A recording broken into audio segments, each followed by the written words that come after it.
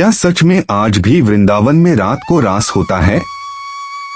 क्या मंदिर में भगवान स्वयं आकर शयन करते हैं? क्या तुलसी के पौधे गोपियां बन जाते हैं?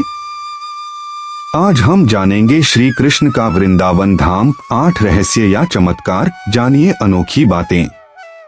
ब्रजमंडल में मथुरा, गोकुल, नंदगांव, वृंदावन, बरसाना, गोवर्धन आदि क्षेत्र आते हैं। मथुरा जहां श्री कृष्ण की जन्मभूमि है, वहीं गोकुल उनकी बाल लीला की भूमि है। श्री कृष्ण जब थोड़े बड़े हुए तो वृंदावन उनका प्रमुख लीला स्थली बन गया। उन्होंने यहाँ रास रचा और दुनिया को प्रेम का पाठ पढ़ाया।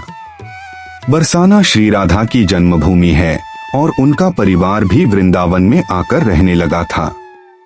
आओ जानते हैं वृंदावन धाम के 8 चमत्कार या रहस्य को। 1. रंग महल। वृंदावन में रंग महल है। प्रतिदिन मंदिर के अंदर स्थित रंगमहल में कृष्ण राधा का पलंग लगा दिया जाता है और पूरा रंगमहल सजा दिया जाता है तथा राधा जी का श्रृंगार सामान रखकर मंदिर के दरवाजे बंद कर दिए जाते हैं। जब प्रातः दरवाजे खुलते हैं तो सारा सामान अस्त व्यस्त मिलता है। मान्यता है कि रात्रि में राधा कृष्ण आकर इस सामान का उपयोग करते हैं। हालांकि शाम के बाद यह मंदिर बंद हो जाता है और यह भी कहा जाता है कि अगर यहाँ कोई छुपकर रासलीला देखता है तो वह अगले दिन पागल हो जाता है। 2. अपने आप बंद होता और खुलता मंदिर। वृंदावन में श्री कृष्ण का एक ऐसा मंदिर है जो अपने आप ही खुलता और बंद हो जाता है। 3. वृंदावन और तुलसी का रहस्य। वृंदा तुलसी को कहा जाता है। यहाँ तुलसी के पौधे अधिक हैं, इसलिए इसे वृंदावन नाम दिया गया, यानी वृंदा तुलसी का वन। कहते हैं कि यहाँ तुलसी के 2 पौधे एक साथ लगे हैं। रात के समय जब राधा और कृष्ण रास रचाते हैं तो यही तुलसी के पौधे गोपियां बनकर उनके साथ नाचते हैं। इन तुलसी का एक भी पत्ता यहाँ से कोई नहीं ले जाता है। जिसने भी गुपचुप यह कार्य किया वह भारी आपदा का शिकार हो जाता है। 4. अजीब हैं पेड़। मंदिर के परिसर में उगने वाले पेड़ और निधिवन में उगने वाले पेड़ भी अजीब है। यहाँ के पेड़ की शाखाएं नीचे की ओर बढ़ती है। जहाँ आमतौर पर पेड़ ऊपर की तरफ बढ़ते हैं, वहीं निधिवन में मौजूद पेड़ों की ऊंचाई बेहद कम है और इनकी शाखाएं इसकी जड़ों की ओर बढ़ती हैं।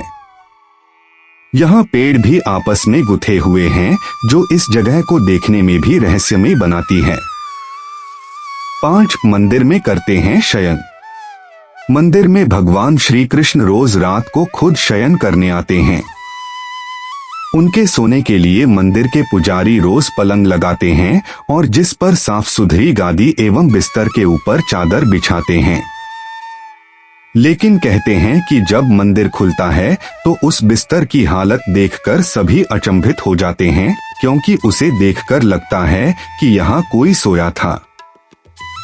सबसे आश्चर्य की बात यह भी कि यहाँ प्रतिदिन माखन मिश्री का प्रसाद चढ़ाया जाता है और जो बच जाता है उसे मंदिर में ही रख दिया जाता है, लेकिन सुबह तक वह प्रसाद भी समाप्त हो जाता है। आखिर कौन खा जाता होगा वह प्रसाद? रात में यहाँ कोई भी नहीं रुकता है।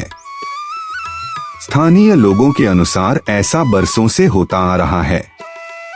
कुछ लोग इसे अंधविश्वास मानते हैं और कुछ लोग इसे श्री कृष्ण का चमत्कार। 6. घरों की खिड़कियां कर देते हैं बंद। यहाँ के आसपास के अधिकतर घरों में खिड़कियां नहीं हैं और जिनके घरों में हैं वे शाम की आरती के बाद खिड़कियां इस डर से बंद कर देते हैं कि कोई मंदिर की दिशा में देखे नहीं, अन्यथा वह अंधा हो जाएगा। 7. निधिवन। कहते हैं कि आज भी समय समय पर प्रभु वृंदावन के निधिवन और मधुवन में रास भी करते हैं।